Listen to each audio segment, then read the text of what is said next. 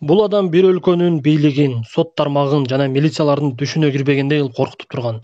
Бирок алар бул адамга каршы эч нерсе кыла алышкан эмес.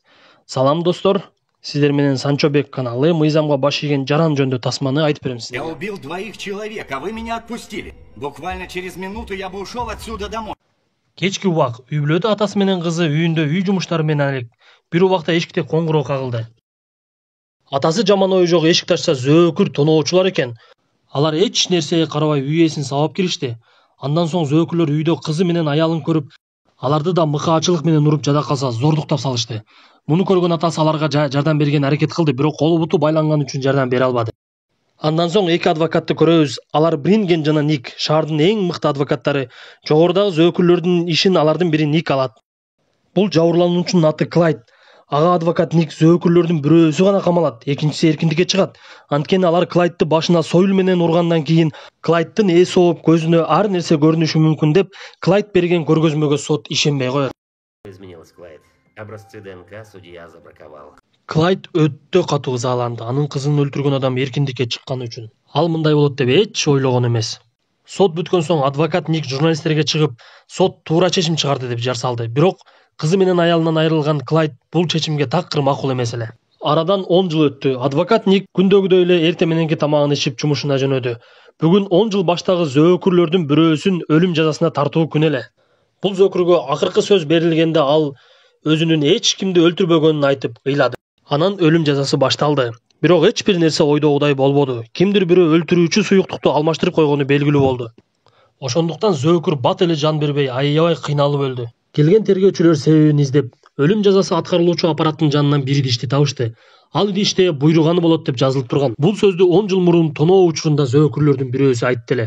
Тергөөчүлөр күнөөнү дароо ошол зөөкүрлөрдүн бирөөсүнө коюшту да аны издеп жөнөштү. Ал убакта ал зөөкүрдүн уюлдук телефонуна коңгуроо келди да тааныш эмес адам милициялар жакын келип калганын айтып качууга буйрук берди. Ошол замат ал зөөкүр качып жөнөдү. Байланышка чыккан бейтааныш адам жакын жерде унаа бар, ошого отур деп буйруду. Ал унаада бир милиция отурган болот. Зөөкүр аны өз куралы менен коркутуп, буйруган жагына айдоону айтты. Шаардан бир топ алыс келгенде зөөкүр унаанын айдоочусун өлтүрүүнү чечет. Ошол убакта гана ал айдоочу милиция өзүнүн чыныгы жүзүн ачат. Зөөкүр аны дароо танып, курал менен атканда, куралдын кармагычынан ийнелер чыгып, зөөкүрдүн колдоруна сайылат. Колдоруна сайылып, бир аз эсин кетирет. Көрсө бул айдоочу 10 жыл мурда ушул зөөкүрдүн колунан өлгөн кыздын атасы болот. Соттон адилеттүүлүктү таба албаган соң өз колдору менен өч алууга планы болот. Бир аз убакыттан соң тергөөчүлөргө зөөкүрдүн денеси табылды деп маалымат келет. Клайд зөөкүрдүн денесин майдалап, жада калса аны тасмага да тартып алат. Адвокат Ник күмөндү дароо Клайдка коет. Ыкчам топ менен анын үйүнө барышат. Бирок таң калыштуусу Клайд эч кандай каршылык көрсөтпөй колго түшүп берет. Клайдтын үйүн тинтүүдө тергөөчүлөр Клайд бул ишти көптөн бери пландап, көп маалыматтарды чогултуп ишке ашырганын түшүнүшөт. Бир аз убакыттан соң адвокат Никтин үйүнө бир бейтааныш адам кагазга оролгон дискти алып келет. Аны Никтин кызы алып, окуган жерде өткөн мелдештен тартылган тасма окшойт деп дароо көрө баштайт. Бирок бул Клайд тарткан зөөкүрдү кантип жиликтеген тасма болот. Аны көргөн кыз коркуп ыйлап жиберет. Ал убакта колго түшкөн Клайдты суракка алып башташат. Клайд ар кандай кыйыр сөздөрдү сүйлөп, Никтин берген суроолоруна так жооп бербей коет. Бир маалда Клайд өз шартын коет. Мага эң мыкты төшөк бересиңер жатканы, ошондо гана мен күнөөмдү мойнума алам дейт. Ага Ник көнбөй коет. Бирок бир аздан кийин Ник өз кызы менен болгон окуяны уккандан кийин Клайдтын койгон шарттарынын бардыгына көнгөнгө туура келет. Клайд жаткан абактагы бөлмөгө эң мыкты, эң сапаттуу төшөктөрдү алып келишет. Аны көргөн абактагы башка камалгандар таң калып ызы-чуу чыгарышат. Эмнеге бизге мындай берилбейт деп. Эми тергөөчүлөрдүн мойнунда чоң иш жатат. Клайдтын күнөөлүү экенин аныктоо, бирок алар эмнеден баштаарын билишпейт. Клайдка каршы буларда эч кандай күнөөлөй турган аныктама жок эле. Мы знаем, что это вы. Дело не в том, что вы знаете, а в том, что сможете доказать. Ошентип сот иши башталды. Ник колдон келишинче аракет кылды, бирок эч кандай күнөөнү Клайдтын мойнуна коюп бере албады. Ошондо Клайд күнөөм жок болсо мени бошоткула деп талап кылды. Ал сот аялда Клайдты бошотконго макул болду. Ошол замат Клайд соттун үстүнөн күлүп шылдыңдап, "Мен силерге кайдагы жомокту айтсам, силер мени бошотуп жатасыңар, өз ишиңерди так аткара албайсыңар" деп ызаланып сотту тилдеп салды. Я рассказал вам о неких мнимых прецедентах, а вы купились на них, как последняя потаскушка. Ник суракты башынан баштады. Ал убакта Клайд: "Силер мага эң мыкты тамак алып келсеңер, а мен болсо менин үй бүлөмдү өлтүргөн зөөкүрдүн жактоочусун кайда бекиткенимди айтып берем" деди. Бирок эң негизгиси тамакты мен айткан убакытка алып келгиле, андан кечикпегиле деп эскертти. Сүйлөшкөндө эле Ник тамакты өз убагында алып келүүгө аракет кылды. Бирок канча аракет кылса дагы тамакты 8 минутка кеч алып келишти. Аны көргөн Клайд ар айтылган ишти өз убагында кылгыла деп эскертти да жактоочунун кайда бекитилгенин айтты. Тергөөчүлөр Клайд айткан жерге келип жактоочунун өлүк денесин табышты. Жактоочунун өлгөнүнө 8 минут болгон экен. Эгер тамакты 8 минутка кечиктирбей өз убагында алып келгенде жактоочу тирүү калмак. Клайд тамакты жеп бүткөн соң эттен чыккан сөөк менен абакта чогуу жаткан шеригин өлтүрүп салат. Бул менен ал тергөөчүлөргө эскертүү берет, айтылган сөздү өз убагында аткаргыла деп. Тергөөчүлөр айласы кетип Клайдтын эски таанышын таап, ал адамдан Клайд жөнүндө сурашты. Ал адам Клайдты кандай акылдуу, ар бир нерсени ойлонуп, пландап, өтө чечкиндүүлүк менен жасаарын айтты.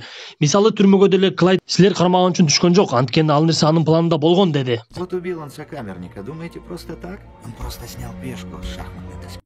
Бул сөздөрдү уккан тергөөчүлөр Клайдтын канчалык коркунучтуу экенин сезишип, сот айынан Клайдти башка түрмөгө которууну суранышат. Ошол маалда сот айындын башына кайдан жайдан ок тийип, ошол жерден дароо жан берет. Ник аябай ызаланып, Клайдти суракка чакырат дагы.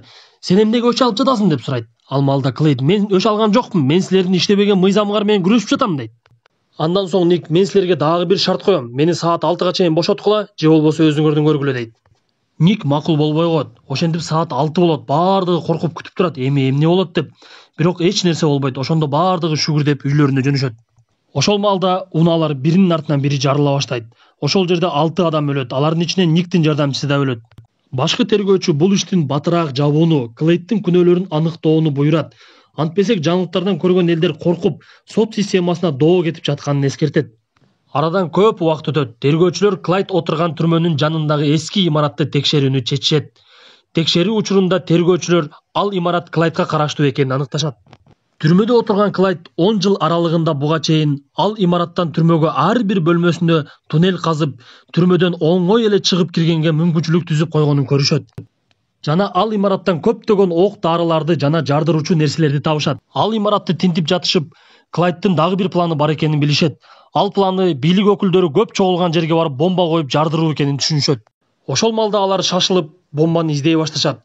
Чогулуш бүгүн экенин билип, чогулуш болгон жерге барып бомбаны табышат. Ошондо Клайдтын баардык сырлары ачылат. Арадан бир аз убакыт өткөн соң Клайд абактагы бөлмөсүнө кайтып келди. Бирок ал жакта аны Ник күтүп турган эле. Ник Клайдке оюнан кайтуусун айтып бомбаны жардырбоону суранды. Клайд: жок, мен баштаган ишимди аягына чыгарам деп бомбаны ишке салды. Муну көргөн Ник ал жерден качып жөнөйт. Анткени Ник ал бомбаны Клайд өзү олтурган ушул бөлмөгө алып келип койгон эле.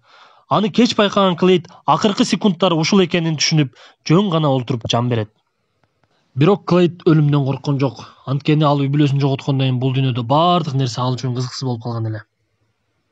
Достор, каналга жазылыңыздар, лайк басыңыздар. Көрүшкөнчө ден соолукту жакшы караңыздар.